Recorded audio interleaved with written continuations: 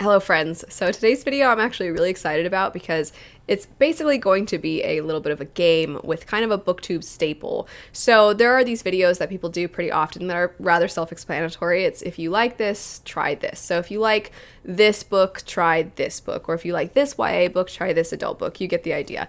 And for the longest time, I was a little bit hesitant to make those videos because I was always worried, what if I recommend a book based off of another book and people are like, I love that book, but I hate that book. And I was always overthinking it. And then on top of that, I was just always concerned, what if people think that this is the most ridiculous comparison? And eventually I made my own versions of those videos because I do think that they're really fun and helpful, and I kind of stopped overthinking it. However, I do find sometimes when I see people doing those videos and they compare certain books, before they get into the reason why they're comparing them, sometimes my first thought is, how are those books possibly related? What is the connection between them? So I thought it'd be really fun to play a game where I find some other booktubers who have done these videos, and I have read both the books that they're talking about, and I have to try to guess why they're recommending one book based off of another. I also thought this would be a fun way to kind of shout out some other booktubers. So all the people that I end up mentioning, I'll have linked down below. I'll have the specific video that I'm pulling from, as well as just their channels. And I will say, I was going to have Erin from Booked and Busy. I was going to react to her video, and obviously I can't watch the video ahead of time because then I would know why they're saying that the two books are similar. So I was going through and turning the volume off and seeing how often they held up books that I knew. And I saw Erin hold up Rage of Dragons, and then I saw her hold up Queen of the Tearling, and I was like, those are not related. And I asked my husband, I'm like, can you listen to see, like, did I get the order wrong or something? And it turns out Erin's video is actually, if you like these certain things in books, check out this book. So the books don't actually have anything to do with one another, but I thought that was really cool. So I'm going to have her video linked also. But anyway, the first one that I'm going to be guessing from would be Mara from Books Like Whoa. If you haven't checked out Mara's channel, Mara is extremely intelligent, very highly educated, and she reads whatever she wants. It's so cool because she'll read fantasy, literary fiction, and then she'll read super smutty romance. She reads whatever she wants.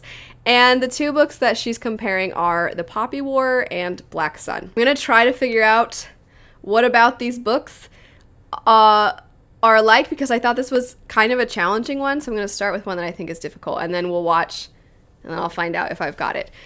So I figure if you want to play along as well, you can press pause and you can say why you think that Mara would compare these two books.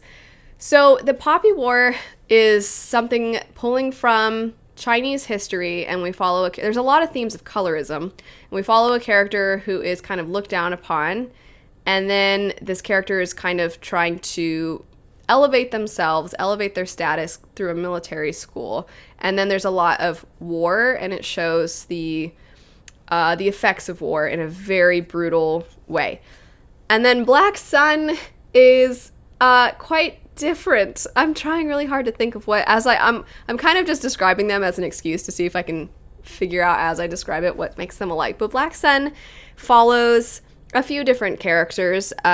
Two of the main ones. We have a character who kind of thinks, maybe I figured out. We have a character that sort of thinks that they are destined for something, and they believe that it's the right thing to do, except for you like this character, but you don't know if the thing that they think they're supposed to fulfill is actually a good thing, or if they're actually the antagonist. So you're kind of unsure about that. And then we have another character who's a criminal sort of character, but you kind of can't help but love them. And they're tasked with helping get the other character from one place to the next. And you see them interact with one another. And then there are some other perspectives that have to do more with the politics in a sense. My guess is that it has to do with the thing that you are destined for, and the way that can kind of have a character justify their actions, and they think that their actions are fine because that's what they're supposed to do. That's my guess. Also, they're both non-European inspired, so that could be part of it. The writing styles are both pretty easy to get into. I don't think either writing style is particularly dense. So those are my reasons. All right, here we go. Let's see what Mara says. Kind of similarly to what I was just talking about in terms of vibe and some of the same plot elements. So if you liked the Poppy War series and you're trying to get a new series going, I would definitely recommend Black Sun from Rebecca Roanhorse, because I think both of these have, again, kind of an underlying idea of using non-Western cultures as the basis for the fantastical world in a way that I think makes some interesting commentary on kind of conventional expectations readers have in high fantasy. I think that these are both written with a real kind of like verve to them and some darkness. It's like, it's not quite that it's grim dark, it's just that it has like an unflinching view of the darkness possible from humans towards one another. And then these also both have sort of this element of the gods walking among mortals, or at least directly kind of manifesting in some meaningful way into the plot, and in a way that I think is pretty interesting, and a part of both of these books that I think make them special is their use of the gods in the magic system. So I think if you've finished this and you're looking for a new series, this would be what I would recommend. And likewise, if you read this because of all the hype this year and you haven't gone back and read the Poppy War, I do think the Poppy War is a little more violent and like grim dark, but I think that there's a lot of synergistic vibes happening between these two. So I was right about the non-European fantasy setting. She was saying that both of them are very unflinching in the ways in which they show what human beings are capable of doing to one another, which is not the same thing quite as what I said. I said it's like people justify their own actions, even when those aren't great. So I feel like I sort of got this one. If we were keeping points, though, I would say I did not. I got the most obvious aspect of it, but that makes sense. And now I'm like, those are good comparisons. Next up, we have Reagan from Peruse Project, who I'm sure doesn't really need much introduction because she's had a channel for a very long time, one of the original booktubers, but she reads a big mix of things, primarily fantasy, but she does read a mix of YA and adult, and she reads contemporary, sometimes she reads romance, sometimes she reads mystery, sometimes thrillers. So she just reads a little bit of everything, some nonfiction as well. And she definitely does a lot of reading vlogs and things like that, so it's kind of lifestyle mixed in. I'm sure most of you know who she is. But either way, she's comparing Cruel Prince to Wicked Fox. And this one, I mean, okay, they're both YA fantasies. Cruel Prince is a fae-inspired fantasy story where we follow a character who is a human, but they're growing up within the Fae world, and they're experiencing the wickedness of the Fae. They're being looked down upon because they are human, they're mortal, and then therefore they're like, you're dirty, you're bad human. Throughout the story, you get this sort of unhealthy romantic plotline, but also a lot of scheming because the Fae technically can't lie, but our main character can, and that is where she finds her source of strength within the society that normally she doesn't have much strength within. She starts to spy for a very important Fae, and she can lie her way through things. So it makes for a lot of intrigue. And then Wicked Fox follows a character who has... it's kind of reversed. They're living among humans, but they have a part of themselves that is not human. And so there's some kind of folklore aspects tied in with that. It is Korean folklore inspired, and so it's kind of been described as a fantasy that pulls from K-dramas. And there's definitely some angst as well, but I think that the angst is very different because the other one is sort of, you probably shouldn't ship these characters, but some people do, and then most people do. And the other one, I feel like the relationship between the characters and the romantic plotline is a little bit more... I mean, it's not really wholesome because the character, the creature that she can be, sort of feeds off of humans. So I think it has to do with the living... My guess for why is the angst.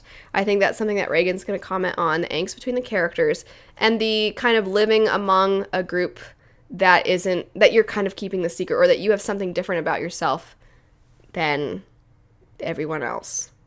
That's what I'm guessing. Oh, also I want to add, there's some interesting parent-to-child relationships in both of these. So in Cruel Prince, the father figure, who is a fae, the one that's been raising our main character, they kind of encourage them to be very brutal, and there's a very twisted dynamic to their relationship. And then in Wicked Fox, similarly, there's a twisted relationship between the main character and her mother. So maybe that'll get brought up too. I don't know. I think it's going to be the angst. That's what I'm leaning on here. All right, here we go. Next option is The Cruel Prince. To me, when I think about my favorite parts of The Cruel Prince, it has to be the hate to love romance at the center, the will they, won't they, the sort of destructive, toxic nature of the love present between the two characters. Sure, it's a little problematic, but it also is highly entertaining and you cannot put the book down. So for this, I've decided to recommend Wicked Fox by Kat Cho. This also kind of has a hate to love romance almost to an extreme at its center. I mean, truly it's more like predator-prey romance, but also Wicked Fox kind of flips that dynamic on its head, as the main female lead is actually the predator and the male lead is kind of the prey. And their story and their kind of growth in romance is one that is just so intoxicating. Wicked Fox is essentially a modern fantasy story that's inspired by Korean folklore. Specifically, our main female character is a half human, half Guamo, and Guamos have to feed off the energy of humans to survive. She's been raised by her mother her whole life to make no human connections, especially because she basically kills humans to survive, until one day she stumbles across a boy at her new school, and he basically won't leave her alone, and she grudgingly begins to realize not only does she tolerate him, that she's actually beginning to like him. The author often references that this book was sort of influenced by K-dramas, and you definitely see that within the narrative structure. It's so dramatic, it's so entertaining, and the characters, the whole thing is just so fast-paced, not to mention there's fantastic side characters, and the folklore influence in the Korean setting are just so good as well. Okay, so I'm counting, I said angst, she said drama, I'm counting that. I added things. I like, when I thought about it, I was like, the parental relationship is messed up in both. And she didn't mention that part, but do I get this one? I feel like I kind of got it because of the drama. And I did say it's a reversal. I didn't really say it was a reversal as far as the predator-prey and who is considered sort of predator-prey. It was more of like within the society. Do you think it counts? I'm going to give myself this one. I think it counts. For this next one, it's Jay from Captured in Words. I adore Jay. He's such a sweet human being, but he's also incredibly skilled when it comes to creating videos. Just the best. If you have not watched one of his videos, I know it sounds really dramatic, but it's kind of just, it's a masterpiece. He's very, very good. You'll see. If you watch his videos, you will understand. He can make the most basic of videos. Breathtaking.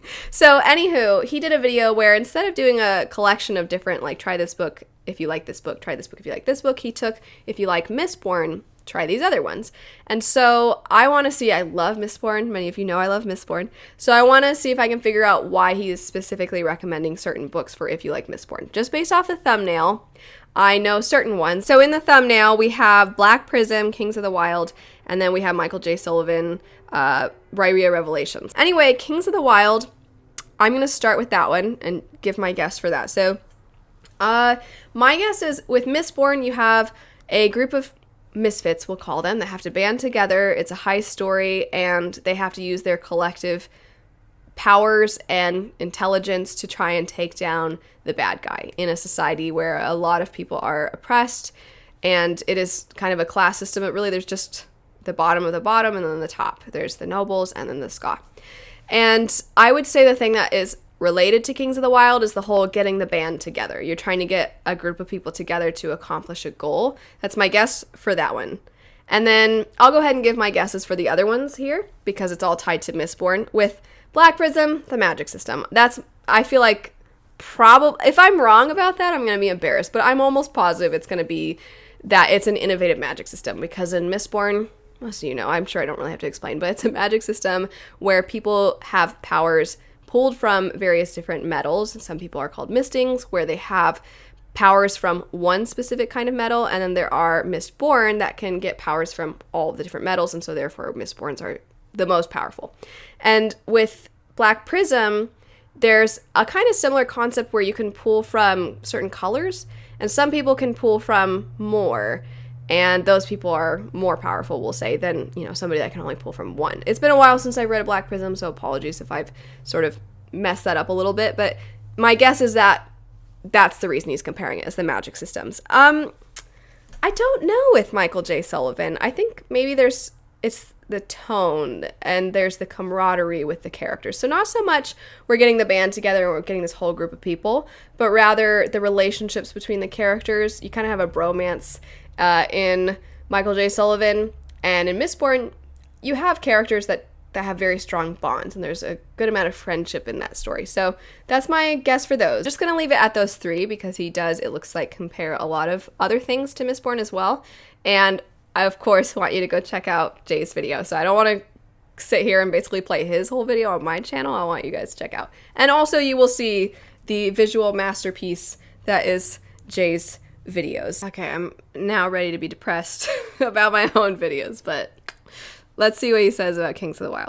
If you like the crew in the Mistborn books, then you're bound to like the band in Kings of the Wild by Nicholas Eames. This is a world filled with all kinds of monsters, and mercenaries that hunt these monsters are basically rock stars. Picture Geralt of Rivia, but people actually like him, and he's a member of Led Zeppelin. And what we have is a get the band back together storyline after the main band member's daughter goes missing, forcing this aging group of mercenaries who are way past their prime to go off on one last quest. This book gets your adrenaline pumping. It's dramatic, it's humorous, and it's amazing from start to finish. And while I haven't read the sequel yet, I've heard it's even better. Okay, so yes, you know, you have the band of characters. So I got that one. Also, I'm just sitting here marveling like, oh, Jay's videos, they're so good. I know I keep saying that. They're just, I'm always, every time, and I've known Jay for a really long time, but every time I see one of his videos, it doesn't matter how many times, I'm always impressed. Theft of Swords by Michael J. Sullivan. This is the first book in the Rhaeria Revelations. This book impressed me. Honestly, I think I might even end up liking this series more than Mistborn, but I haven't finished the series yet, so I can't say for sure. But even from the catchphrase on the book's description, they killed the king, they pinned it on 2 men, they chose wrong. You know it's gonna be good. It starts with the murder of a king, which is pinned upon Royce and Hadrian, an unlikely duo made of a famous thief and a mercenary who only happened to be in the area to steal a sword. But they end up being used as a scapegoat. In order to clear their names, they need to uncover an ancient secret involving the church. Now, if you thought that Mistborn was a bit slow in its storytelling, then you're going to appreciate the faster pace of Theft of Swords. It's got rogues, elves, a twisting plot and fast-paced action, and incredible characters. Trust me, you don't want to sleep on this one. More people need to read this book. Okay, I didn't get that one, but man, his way of describing it, I've read, you know, it makes me want to go back and read it. Maybe I will.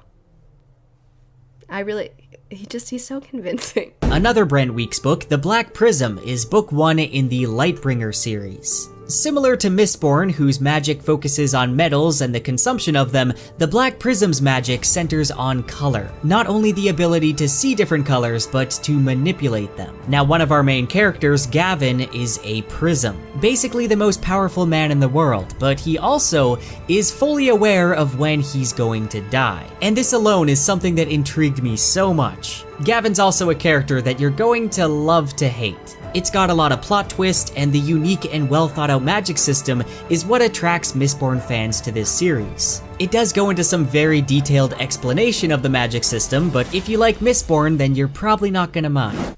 Boom. Okay, yeah, I got that one. That was really easy though, so I feel like it's not fair to be proud of myself. I had a lot of fun doing this, and I'm gonna have everybody's channels, like I said earlier, linked because I think that they're great, and I would love to do this again if you had fun with this, and I would love to do this for more than just these styles of videos, that if you like this, try that. I would love to do this for other kinds of videos, so if that's something you'd like to see, let me know. I'll also have linked my if you like this, try that videos. I also did an if you like this, try that fails, where there have been times where somebody's recommended something and then I don't like the thing that they recommend for that, so I'll have that linked too. And let me know if you like just in general those kinds of videos, because I enjoy doing them. Thanks so much for watching. I hope you have a fantastic rest of your day, and I'll see you all